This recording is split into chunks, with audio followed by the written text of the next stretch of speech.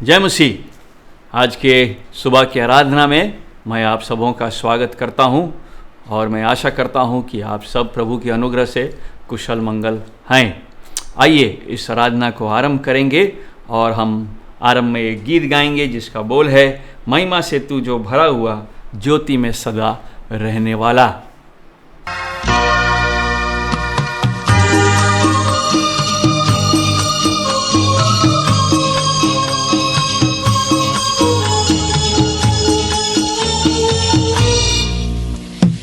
महिमा से तू जो भरा हुआ, ज्योति में सदा रहने वाला, मनुष्यों में तूने जन्म लिया, फिर से यीशु जग में तू आएगा, आएगा यीशु आएगा, फिर से यीशु जग में तू आएगा। मनुष्यों में तूने जन्म लिया, फिर से यीशु जग में तू आएगा।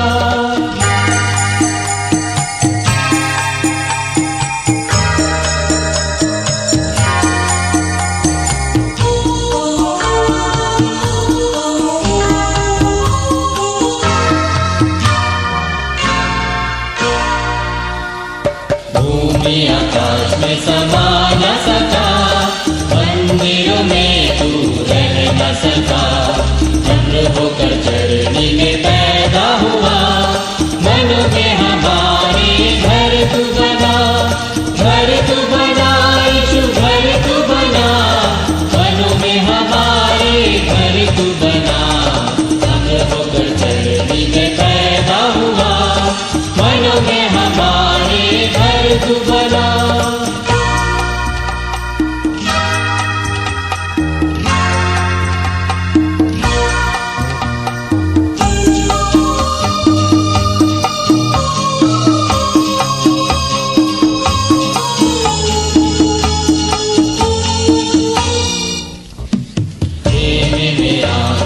तू ही बसा, लोगों को अपने लिए फिरा, अग्नि अगाधन में तू ही दिखा, इसे यीशु अपना जलवा दिखा, जलवा दिखा यीशु जलवा दिखा, इसे यीशु अपना जलवा दिखा, अग्नि अगाधन में तू ही दिखा, इसे यीशु अपना जलवा दिखा।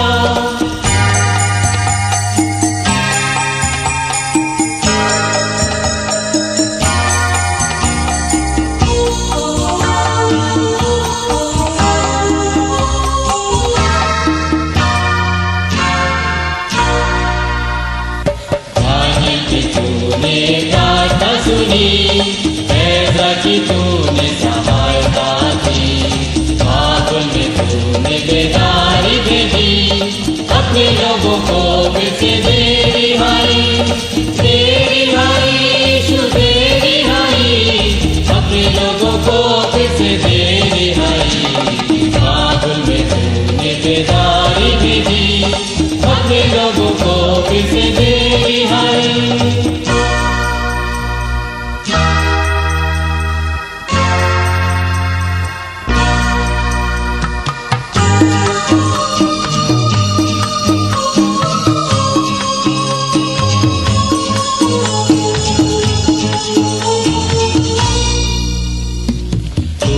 हमारा राजा है, तू ही मुक्ति दाता है, फिर से आने वाला है, प्यारे प्रभु यीशु तू जल्दी आ, जल्दी आ यीशु जल्दी आ, प्यारे प्रभु यीशु तू जल्दी आ, फिर से आने वाला है, प्यारे प्रभु यीशु तू जल्दी आ।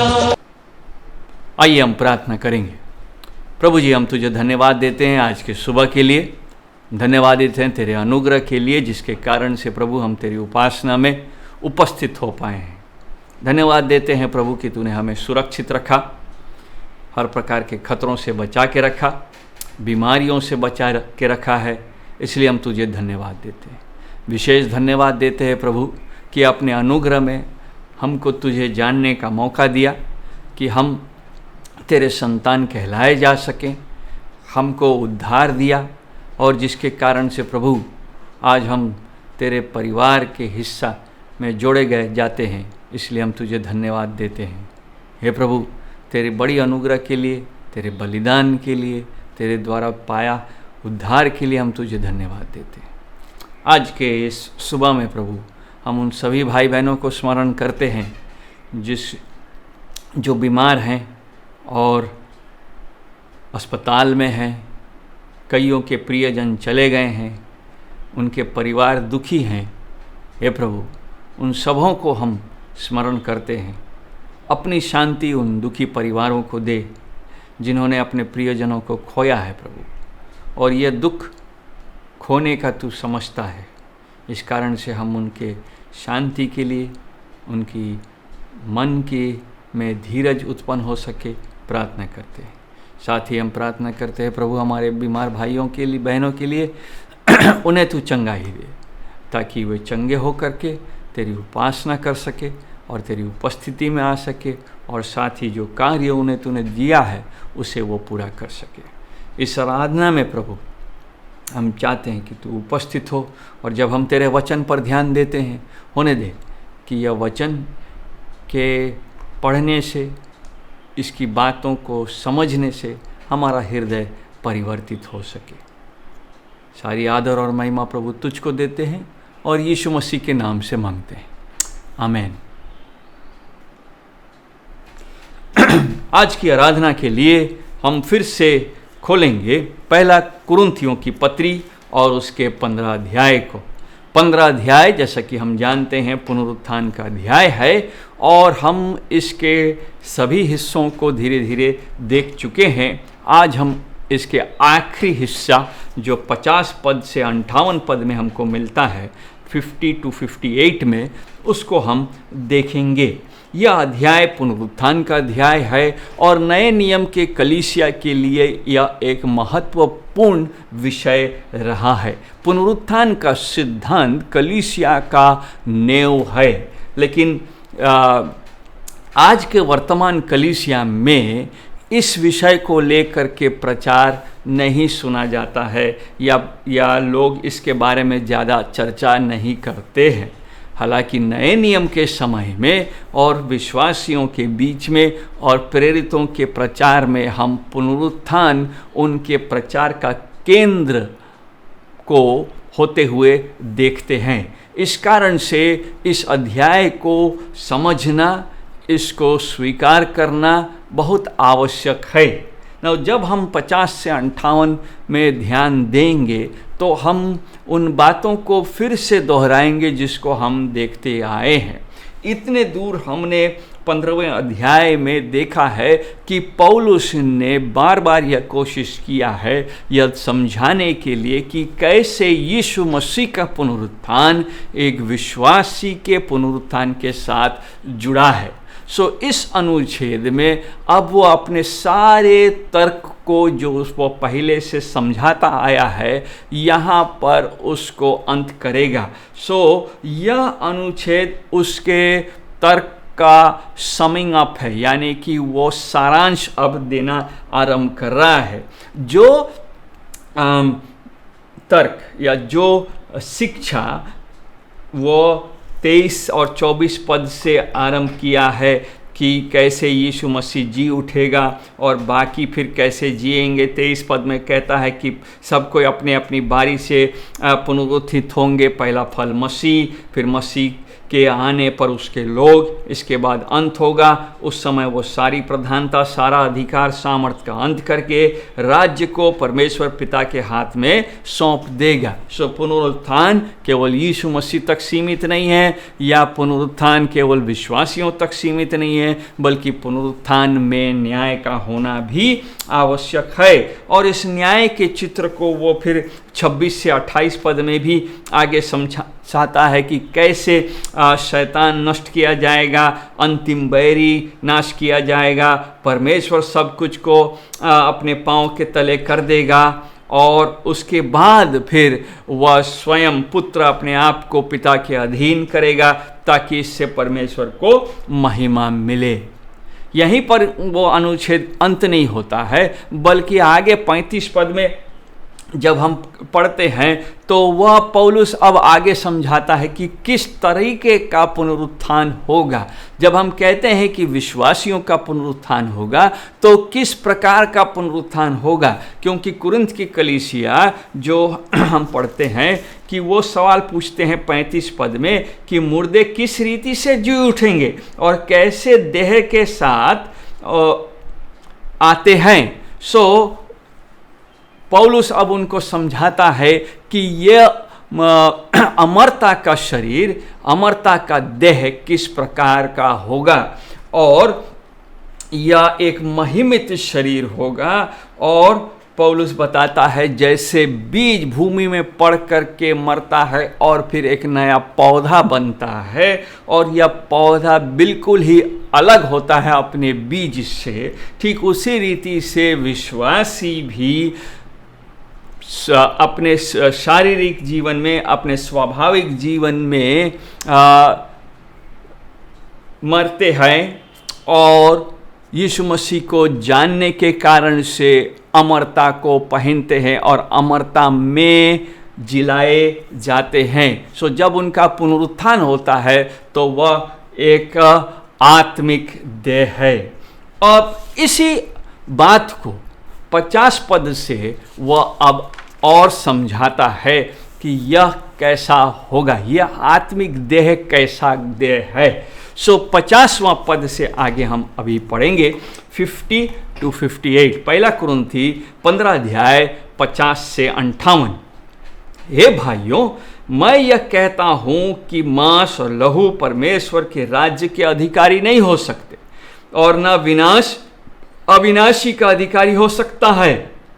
देखो, मैं तुमसे भेद की बात कहता हूं कि सब तो नहीं सोएंगे, परंतु सब बदल जाएंगे, और यह क्षण भर में पलक मारते ही पिछली तूरी फूंकते ही होगा, क्योंकि तूरी फूंकी जाएगी और मुर्दे अविनाशी दशा में उठाए जाएंगे और हम बदल जाएंगे।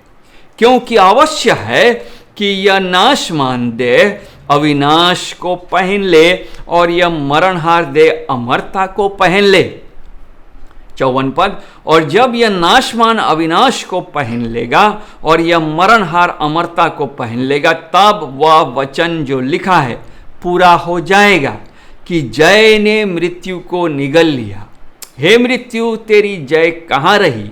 हे मृत्यु, तेरा डंक कहाँ रहा? मृत्यु का डंक पाप है और पाप का बल व्यवस्था है, परंतु परमेश्वर का धन्यवाद हो जो हमारे प्रभु यीशु मसीह के द्वारा हमें जयवंत करता है।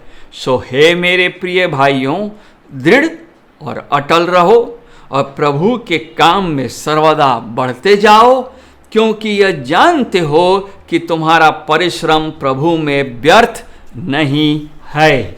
प्रभु अपने वचन के पढ़े जाने पर हम सबों को आशीष दे। पौलुस पिछले अनुच्छेद का यहाँ पर और व्याख्या कर रहा है और उसको एलैबोरेट करते हुए कहता है कि भाइयों, मांस और लहू से परमेश्वर के साथ परमेश्वर के राज में अधिकारी हम नहीं हो सकते हैं। विश्वासी अपने पुराने देह के साथ जो कमज़ोर है, जो भ्रष्ट है, जो पापी है, जो सड़ता जाता है, उस सड़ाहट के साथ, वो स्वाभाविक सड़ाहट के साथ, इस स्वाभाविक शरीर के साथ स्वर्ग में परमेश्वर के राज्य में प्रवेश नहीं कर सकता है। अर्थात उसका जो पुराना शरीर है वह इस नए स्थान के लिए उपयुक्त नहीं है। इसलिए जब हम रोमियो की पत्री और उसके 8 अध्याय, रोमियो की पत्री के 8 अध्याय के 23वें पद को पढ़ते हैं तो वहाँ पौलुस लिख रहा है और बताता है कि उद्धार में क्या होगा। और 23वां पद बताता है, देखिए पढ़िए, कि और केवल वही नहीं पर हम भी जिनके पास आत्मा का पहला फल है, आप ही अपने में कहरते और लेपालक होने का अर्थात अपने देह के छुटकारे की बाट जोहते हैं। पौलुस ये बताता है कि जो रोमी क्यों पत्री 8 अध्याय के 23 पद में कि देह का छुटकारा होना आवश्यक है, सो कुरिन्थियों में वह उस देह के छुटकारे के बारे में बताता है और कहता है कि हम इस देह के साथ स्वर्ग में प्रवेश नहीं कर सकते हैं। देह से छुटकारा होना आवश्यक है, इसलिए कि हमें परमेश्वर के राज्य के भागी होना है, संगी वारिस होना है। परमेश्वर चाहता है कि हम उसके साथ राज्य करें। प्रभु चाहता है कि हम भी नए सिर्फ आकाश और नई पृथ्वी में अधिकारी बने। तो आवश्यक है कि हम इस हाड़ और इस मांस को त्यागें, हमको उसको छोड़ना होगा, उसको उससे अलग होना होगा और एक आत्मिक देह को अपनाना होगा, जिसके बारे में हम पहले के अनुच्छेद में पढ़ चुके हैं। एक स्वर्गीय देह को अपनाना होगा जिसमें मृत्यु नहीं है, जिसमें भ्रष्टता नहीं है, जो सड़ेगा नहीं और जो कमजोर नहीं होगा। सो परमेश्वर का जो राज्य है वो एक ऐसा जगह है जहां पर ये सारी बातें नहीं पाई जाती है, जहां नाशमान होने वाली गुण नहीं है, उसमें नाशमान होने वाली कोई भी चीज नहीं पाया जाता है। स्वर्ग एक ऐसा जगह है, प्रभु यीशु मसीह का जगह वो है जहां अमरता है निरंतर, और इस कारण से हम अपने अभिलाषाओं के साथ, अपने त्रुटियों के साथ, अपने पाप के साथ जो हाड़ और मांस में है और उसके कारण से हमारे स्वाभाविक शरीर में पाप के कारण से पाया जाता है, उस शरीर में और प्रवेश नहीं करेंगे। यह परमेश्वर का राज, परमेश्वर के वारिस का स्थान है। 51 पद इसको और आगे समझाता है और कहता है कि देखो मैं तुमसे भेद की बात कहता हूं। यह भेद की बात यह है कि हम वो सारी बातें जो इससे पहले प्रकट नहीं हुई थी, और कि हम सब तो नहीं सोएंगे परंतु सब बदल जाएंगे।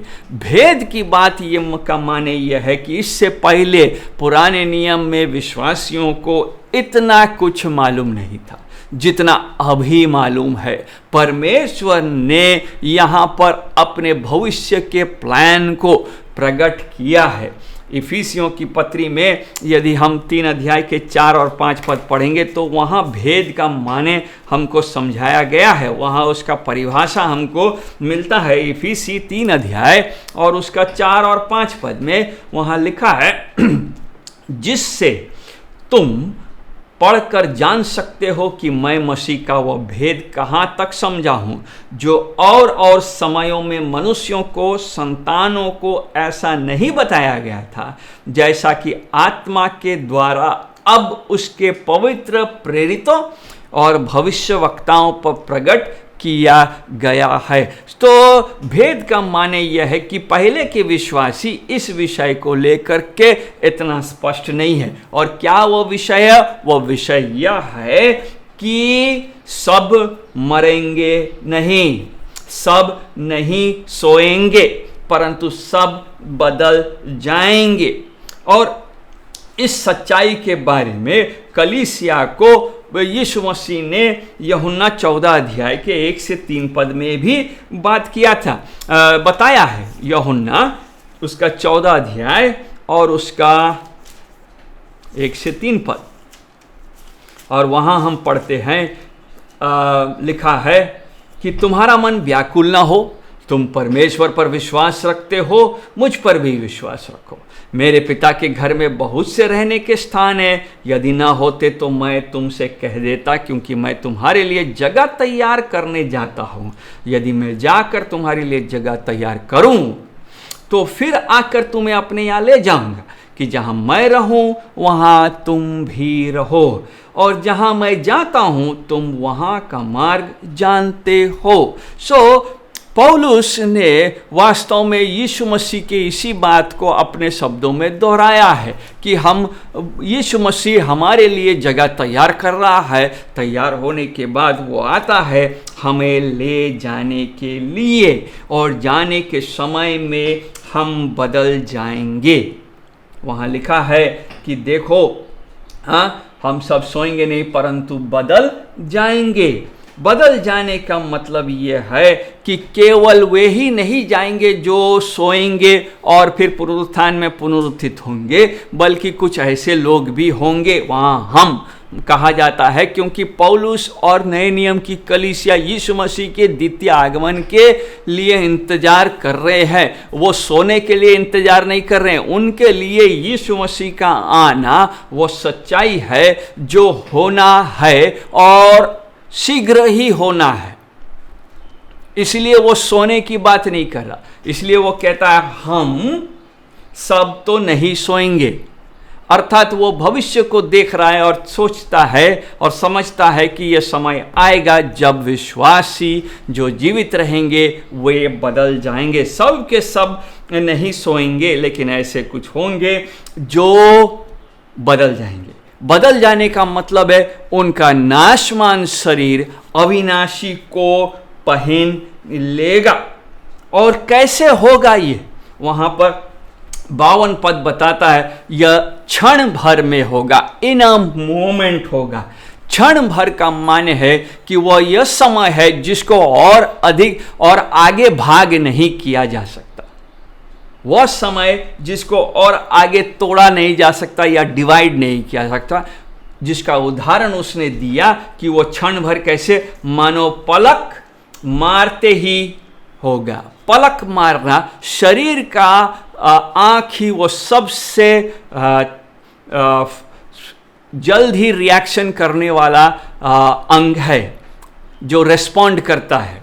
आँख सबसे पहले रेस्पॉन्ड करता है, उत्तर देता है कि क्या करना चाहिए। तो पलक झपकना शरीर का सबसे फास्टेस्ट मूवमेंट का जगह है। सो कहने का तात्पर्य यह है कि परमेश्वर जब आएगा, अर्थात यीशु मसीह जब आएगा, वह क्षण भर का होगा।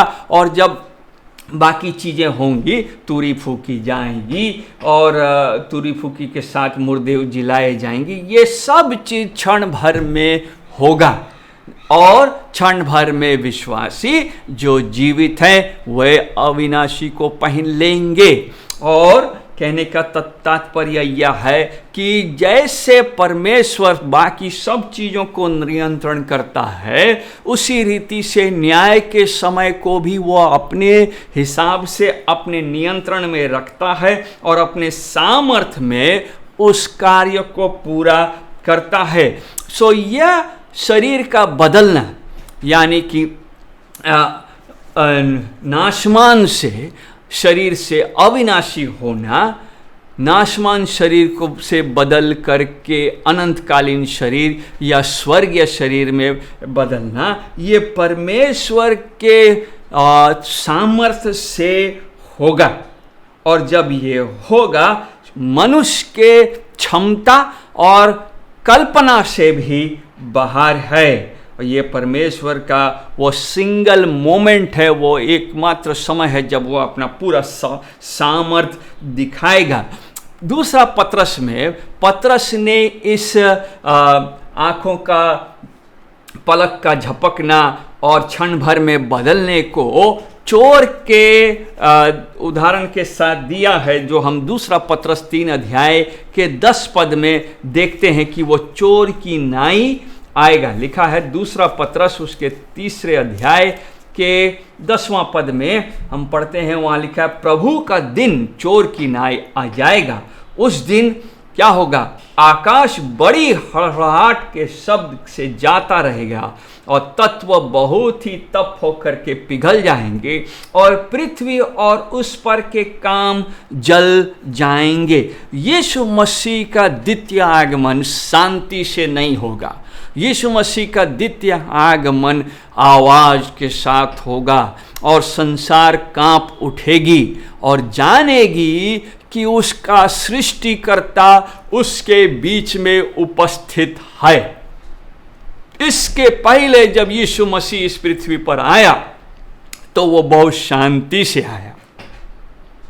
वह बेथलेहम में आया और केवल कुछ लोगों को छोड़ करके बाकियों को मालूम ही नहीं चला कि उनके बीच में राजाओं का राजा डेरा कर रहा है। परंतु द्वितीय आगमन इस प्रकार का नहीं होगा। वह क्षण भर में पलक बदलते ही जो बदलाव आएगा, साथ में लिखा है कि तूरी फूकी जाएगी ना। तूरी फूकी जाने का वहां लिखा हुआ अंतिम तूरी फूकी जाएगी, हाँ, अंग्रेजी में अंतिम लिखा है, यहाँ पर लिखा है क्योंकि तूरी फूकी जाएगी। तूरी फूकी जाने का माने है कि वह अनाउंस कर रहा है, ऐलान कर रहा है उसके आने के बारे में, और उसके ऐलान करते ही उसके आवाज से मुर्दे अपने कब्र से जी उठेंगे। इसका माने है कि उस तूरी फूके जाने में उस पूरे कार्य में सामर्थ्य दिखाया जाएगा। और तूरी फूके जाने का वास्तव में वह एक पुराना यहूदी चित्र है, जब यहूदी भी तूरी फूकते थे अपने लोगों को इकट्ठा करने के लिए। यीशु मसीह के लिए दूत तूरी फूकता है, जिसके बारे में हम पहला थिस्सलुनीकी के 4 अध्याय को पढ़ सकते हैं, थोड़ी देर में पढ़ेंगे उसको। और वहां लिखता है कि स्वर्गदूत तूरी फूकता है और कलीसिया को अपने निकट करती है। हम लोग पढ़ेंगे पहला थिस्सलुनीकी उसका 4 अध्याय और 14 से 17 पद। पहला थिस्सलुनीकी 4 अध्याय 14 से 17 पद।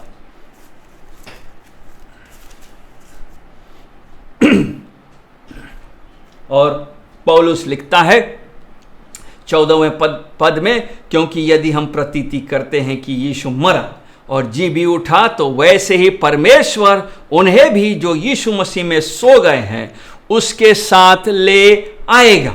क्योंकि हम प्रभु के वचन के अनुसार तुमसे यह कहते हैं कि हम जो जीवित हैं और प्रभु के आने तक बचे रहेंगे तो सोए हुओं से कभी आगे न बढ़ेंगे, क्योंकि प्रभु आप ही स्वर्ग से उतरेगा।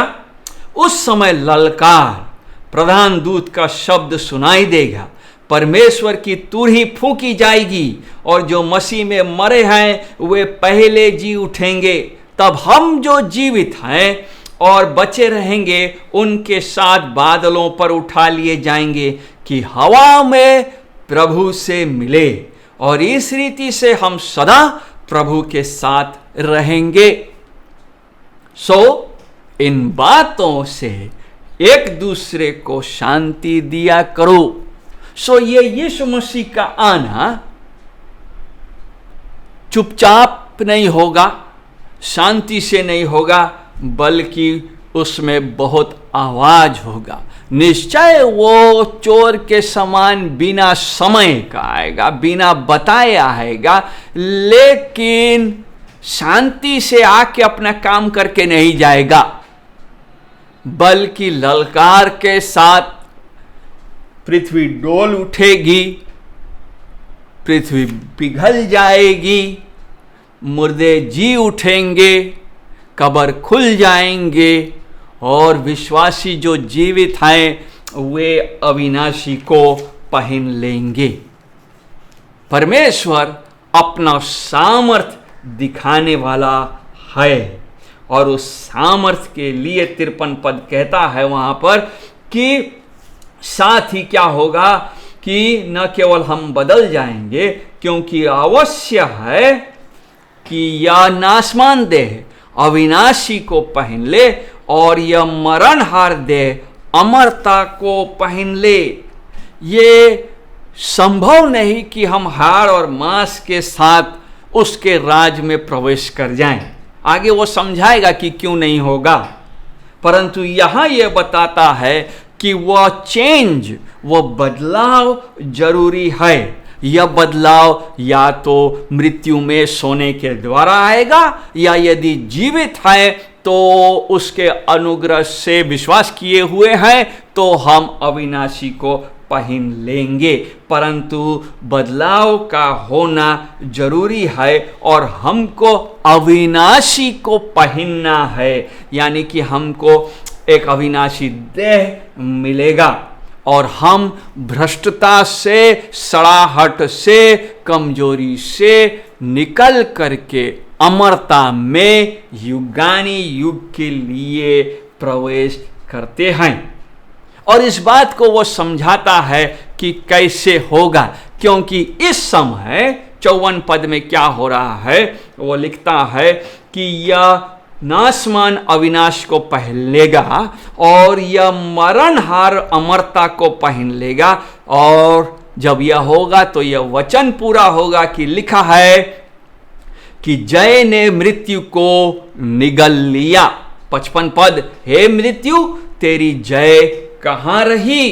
नौ 54 और 55 पद में कुरिन्थ के पौलुस ने यशाया 25 अध्याय का 8 पद और होशे 13 अध्याय के 14वें पद के कुछ हिस्सों को प्रयोग किया है। और उन हिस्सों में मृत्यु को एक ऐसा जंतु को, फाड़ खाने वाला जंतु के चित्र से दिखाया गया है जो मनुष्य को निगल ले रहा है और मनुष्य जाति को वो निगल लेती है। और परंतु यीशु मसीह के पुनरुत्थान में परमेश्वर मृत्यु को ही निगल ले रहा है। इससे पहले मृत्यु मनुष्य को निगलती थी, परंतु क्रूस में मरने के द्वारा, शैतान को कुचलने के द्वारा और अपने पुनरुत्थान के द्वारा उसने मृत्यु को हरा दिया। लेकिन जब विश्वासी का पुनरुत्थान हो रहा तो उसने मृत्यु को अब पूरे रीति से निगल लिया है। यह है हमारे परमेश्वर की महानता, और यह महानता के लिए हमें सर्वदा परमेश्वर को धन्यवाद देना चाहिए। 55वां पद कहता है कि मृत्यु में एक डंक है, हे मृत्यु तेरी जय कहाँ रही। मृत्यु के अंदर में एक डंक है जो डसता है और डसने के कारण से उसमें जहर फैलता है। परंतु यीशु मसीह के पुनरुत्थान में और द्वितीय आगमन में विश्वासियों के पुनरुत्थान के कारण से अब वह डंक का जो पॉइजन है, जो डंक का जो जहर है, वो फैलेगा नहीं, बल्कि वो जहर किसी काम का नहीं, क्योंकि मृत्यु पर विजय पा लिया गया है। इस कारण से वहां लिखा है, पौलुस कहता है, हे मृत्यु तेरा डंक कहाँ रहा। अर्थात वो सामर्थ कहाँ गया जो इतने युगों से तू मनुष्यों को निगलता आ रहा था। क्यों? वो सब नष्ट हो गया, वो सब कुछ खत्म हो गया, क्योंकि पहले यीशु मसीह के पुनरुत्थान में तू नाश कर दिया गया। विश्वासियों के पुनरुत्थान में वह पूरे रीति से निगल लिया गया है और उसका अंत हो चुका है। 56, इस कारण से 56वां पद में पौलुस कह रहा है कि मृत्यु का, हे मृत्यु तेरा डंक कहाँ रहा। आगे लिखता है, मृत्यु का डंक कहाँ है। मृत्यु का डंक पाप है और पाप का बल व्यवस्था है। यह डंक जिसके बारे में यीशु मसीह ने नष्ट किया है वो क्या है। यह डंक पौलुस बताता है पाप है। पाप के कारण से मनुष्य जाति में मृत्यु प्रवेश किया है और पाप ने ही मृत्यु को वो सामर्थ्य दिया, अन्यथा उसके अपने अंदर में कोई सामर्थ्य नहीं। मृत्यु को सामर्थ्य मिला है पाप के कारण से, और परमेश्वर के व्यवस्था ने इस पाप का खुलासा किया है। जब हम रोमी 3:23 या रोमी 6:23 पढ़ते हैं तो हम इस बात को देखते हैं। अभी हम गलातियों की पत्री उसके 3 अध्याय को पढ़ते हैं, जहां पर पौलुस लिख रहा है गलातियों की पत्री में उसके 3 अध्याय के 10 पद से आगे, सो जितने लोग व्यवस्था के कामों पर भरोसा रखते हैं वे सब श्राप के अधीन हैं, क्योंकि लिखा है कि जो कोई व्यवस्था की पुस्तक में लिखी हुई सब बातों के करने में स्थिर नहीं रहता वह श्रापित है। पर यह बात प्रकट है कि व्यवस्था के द्वारा परमेश्वर यहाँ कोई धर्मी नहीं ठहरता, क्योंकि धर्मी जन विश्वास से जीवित रहेगा। 12वां पद, पर व्यवस्था का विश्वास से कुछ संबंध नहीं, पर जो उनको मानेगा वो उनके कारण जीवित रहेगा। मसीह ने जो हमारे लिए श्रापित बना, हमें मोल लेकर व्यवस्था के श्राप से छुड़ाया, क्योंकि लिखा है जो कोई काठ पर लटकाया जाता है वो श्रापित है। यीशु मसीह के मृत्यु ने उस व्यवस्था के श्राप अर्थात मृत्यु जो मनुष्य के पाप के कारण से इस पृथ्वी पर आया, उसको नाश किया। वो श्रापित हुआ और वो श्राप अपने मनुष्य जाति के श्राप को अपने ऊपर लेकर के प्रायश्चित होता है। प्रायश्चित का माने हमारे बदले में मरता है, जीवन देता है, अपने पुनरुत्थित होता है, ताकि जो कोई उस पुनरुत्थान पर विश्वास करता है वह भी पुनरुत्थित होगा। और यही बात पौलुस इस दिन के बारे में बताता है कि जिन्होंने विश्वास किया है उनके लिए 15 अध्याय है, उनके लिए यह पद है। न मानने वालों के लिए श्राप है, न मानने वालों के लिए अभी भी वह डंक है, अभी भी मृत्यु उनको सताता है। अविश्वासी के लिए मृत्यु अनंत काल का न्याय और अनंत काल के पीड़ा का द्वार है, परंतु विश्वासी के लिए मृत्यु अनंत काल के महिमा में परमेश्वर के पुत्र के साथ सिंहासन में विराजमान होने का द्वार है। इसीलिए वहां पौलुस कहता है परंतु परमेश्वर का धन्यवाद हो। यह परंतु परमेश्वर का धन्यवाद हो, यह वाक्य परमेश्वर के गुण को बताता है कि इतना सब कुछ होने के बावजूद भी, मनुष्य के इतना पाप करने के बावजूद भी परमेश्वर अपने चुने हुओं से प्रेम करना नहीं छोड़ता है। इस कारण से पौलुस कहता है बट गॉड, परंतु परमेश्वर जो दया का धनी है, हम जैसों पर दया दिखाना छोड़ता नहीं है। और इस जहां व्यवस्था से न्याय उत्पन्न होता है, जहां व्यवस्था से मृत्यु मिलता है, वहीं महिमित सुसमाचार से हमको अनुग्रह मिलता है। इस कारण से वह कुरिन्थियों के विश्वासियों को फिर से उस सुसमाचार की ओर आकर्षित कर रहा है कि वे उस सुसमाचार को थामे रहें जो यीशु मसीह के मारे जाने, गाड़े जाने और जिलाए जाने में है। और जो बात वो कुरिन्थियों से कर रहा है, परमेश्वर आज हमसे भी कर रहा है कि हम उस महिमित सुसमाचार को थामे रहें। हम अपने धर्म के काम, अपने व्यवस्था को ना पकड़े रहें और यह सोचे कि हम इससे बच जाएंगे, क्योंकि पाप की मजदूरी मृत्यु है और कोई इससे निकाल नहीं सकता सिवाय यीशु मसीह के बलिदान रूपी कार्य के। अगर यीशु मसीह के बलिदान पर हम विश्वास करते हैं तभी हम विजयी होंगे। इसलिए वो कहता है परंतु परमेश्वर का धन्यवाद हो जो हमारे प्रभु यीशु मसीह के द्वारा हमें जयवंत करता है, विक्टोरियस इन जीसस। हम यीशु मसीह में जयवंत हैं क्योंकि यीशु मसीह पहले पुनरुत्थित हो चुका।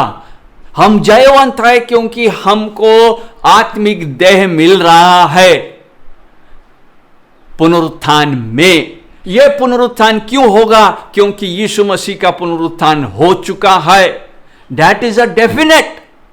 और यदि वो हो चुका है तो भविष्य भी निश्चय होगा।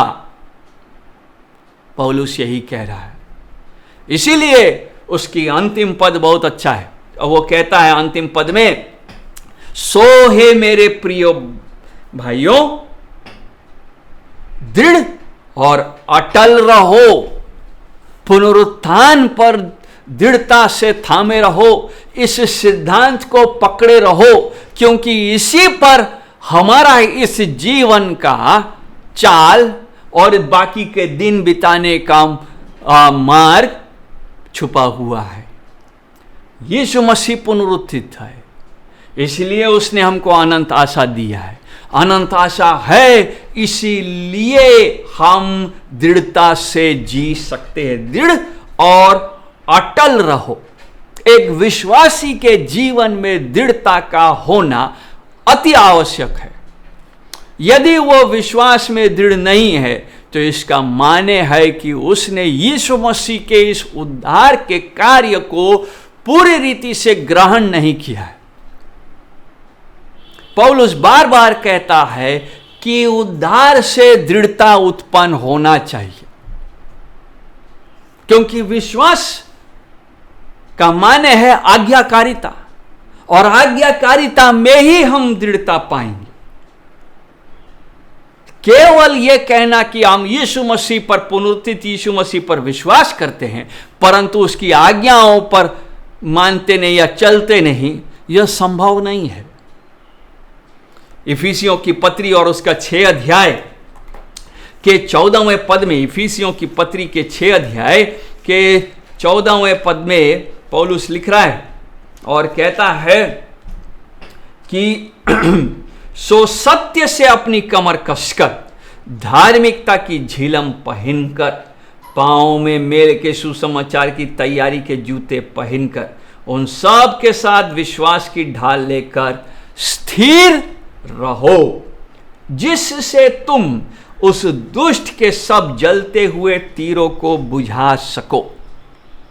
अनंत जीवन का माने है कि हमको मालूम हो गया कि हम कहां जाएंगे, हमारा अनंत काल में क्या होगा, हम किसके साथ बैठेंगे, हम किसके मेज के में उपस्थित होंगे, हम किसके साथ राज्य करेंगे।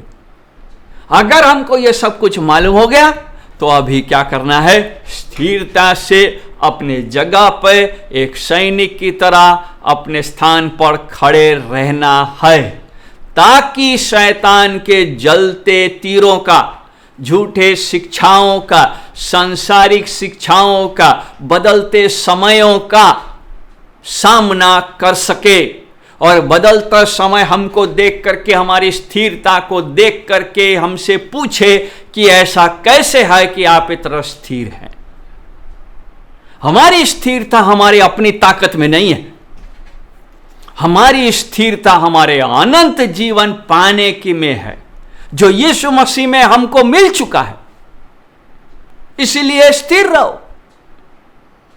इस बीमारी के समय में कई विश्वासी डगमगा रहे हैं, स्थिरता नहीं है। अस्पताल जाते हैं, दूसरों को देखते हैं, अस्त व्यस्त हो जाते हैं, बीमार हो रहे हैं, परेशान हो जा रहे हैं। शैतान के जलते तीरों का सामना करें। जिस दिन प्रभु बुलाएगा जाने के लिए तैयार हो, पर स्थिरता से हो, उस सैनिक के समान हो जो लड़ने के लिए युद्ध के मैदान में आया है, भागने के लिए नहीं, पीछे जाने के लिए नहीं, बल्कि विजयी होने के लिए निकला है। इसीलिए पौलुस कहता है हमसे कि दृढ़ बनो और अटल रहो। टलने वाला व्यक्ति नहीं, डगमगाने वाला व्यक्ति नहीं, बल्कि स्थिर, और साथ में प्रभु के काम में सर्वदा बढ़ते जाओ। प्रभु के काम में सर्वदा बढ़ते जाओ। हर एक विश्वासी प्रभु का कार्य करता है, प्रभु का वर्कमैन है, दास है। उसके हर एक काम से सिर्फ प्रभु को महिमा मिलना चाहिए। इसका माने यह है कि हर एक विश्वासी प्रभु के नेतृत्व में उसके उद्देश्य को पूरा करने के लिए ही काम कर रहा है। यदि आप स्टील प्लांट में लोहा पीटते हैं, क्लासरूम में बच्चों को पढ़ाते हैं, खेत में किसान के कार्य को करते हैं, दुकान में बैठ कर के सामान को बेचते हैं, अस्पताल में मरीजों को देखते हैं, या थाना में बैठ कर के लोगों के कष्टों को सॉल्व करते हैं, किसी भी कार्य में वह परमेश्वर की महिमा के लिए और मनुष्य के भलाई के लिए होना चाहिए। सर्वप्रथम परमेश्वर की महिमा के लिए।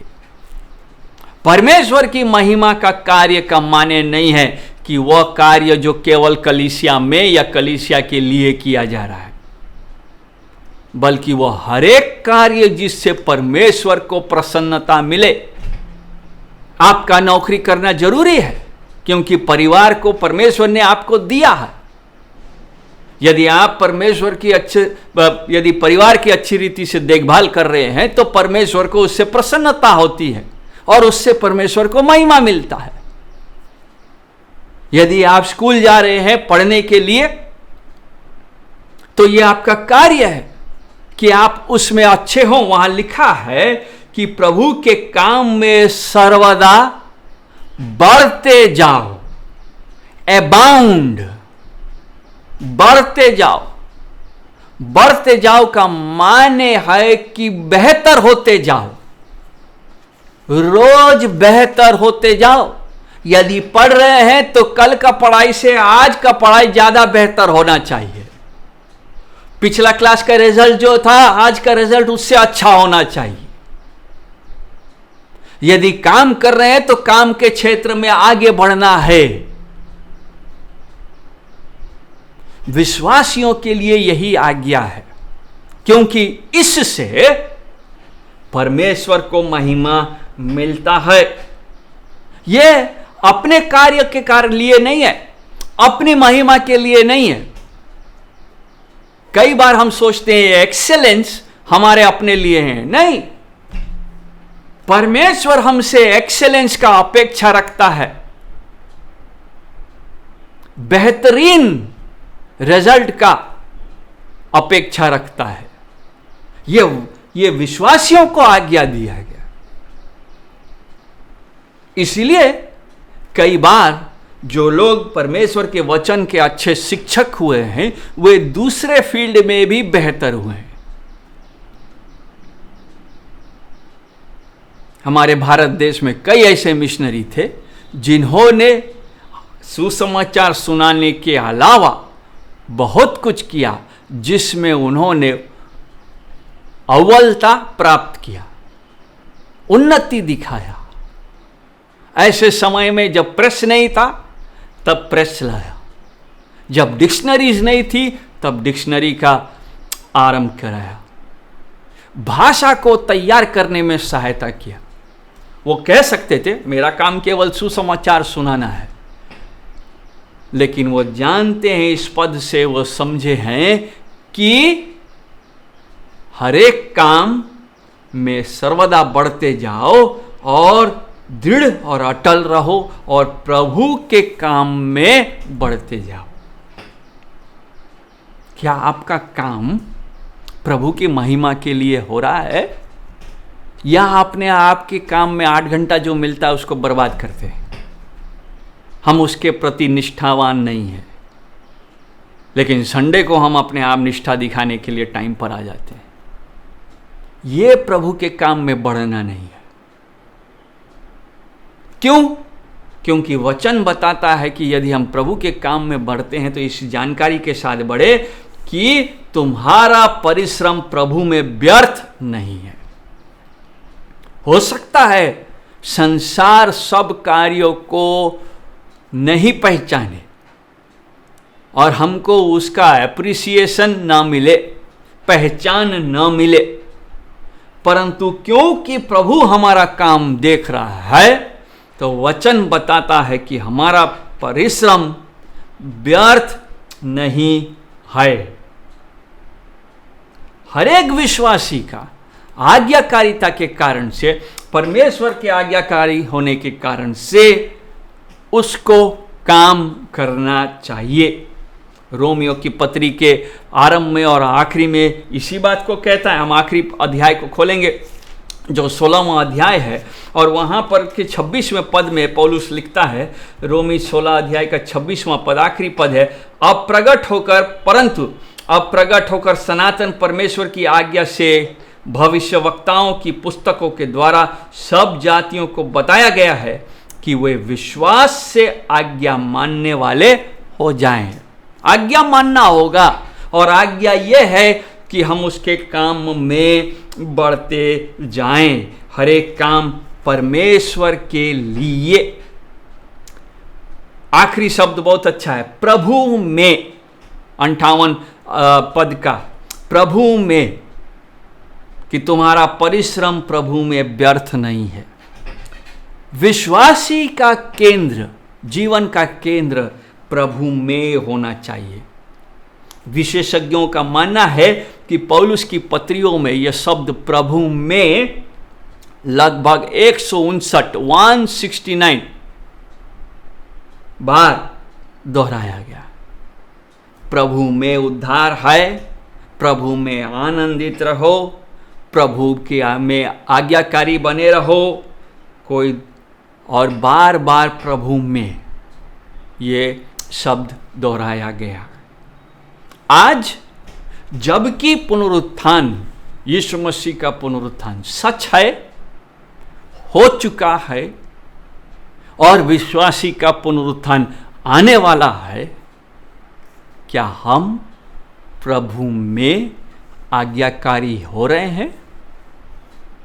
क्या हम उसकी महिमा के लिए परिश्रम कर रहे हैं? प्रभु करे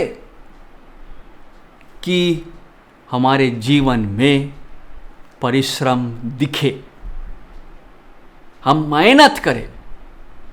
क्या के लिए? ताकि हम प्रभु के काम में सर्वदा बढ़ते जा सके। आइए हम प्रार्थना करेंगे। प्रभु जी, हम तुझे तेरे वचन के लिए धन्यवाद देते हैं प्रभु, विशेष रीति से कि तूने हम पर अनुग्रह किया कि हम इस अध्याय के सभी पदों को देख सके, उसको अध्ययन कर सके। और धन्यवाद देते हैं प्रभु कि इसके रत्नों को पहचानने में, समझने में तूने हमारी सहायता की। हे प्रभु, हमें तू बार बार चेतावनी देता है कि हम संसार के समान, सांसारिक लोगों के समान जीवन न व्यतीत करें, जो यह सोचकर चलते हैं कि आओ खाए पिए क्योंकि कल तो मर जाएंगे। तेरा वचन हे प्रभु स्पष्ट बताता है कि बुरी संगति अच्छे चरित्र को बिगाड़ देती है। इस कारण से प्रभु हम प्रार्थना करते हैं कि हमें तू भटकने से, फिसलने से बचा के रख। ऐसे कई दिन होते हैं जब हम तेरे मार्गों से, तेरे वचन की आज्ञाओं से फिसल जाते हैं और भटकते हैं। हम पर अनुग्रह कर कि प्रभु हम पश्चाताप कर सके और अपने प्रेम की डोरी से हमें बांध के रखें, ताकि हम जो भी कुछ करें वो तेरी महिमा के लिए करें। सारी आदर और महिमा तुझको देते हैं और यीशु मसीह के नाम से मांगते हैं, आमीन। अब हमारे परमेश्वर पिता का प्रेम, प्रभु यीशु मसीह का अनुग्रह और पवित्र आत्मा की सहभागिता हम सबों के साथ युगानी युग तक बनी रहे, आमीन। जय मसीह।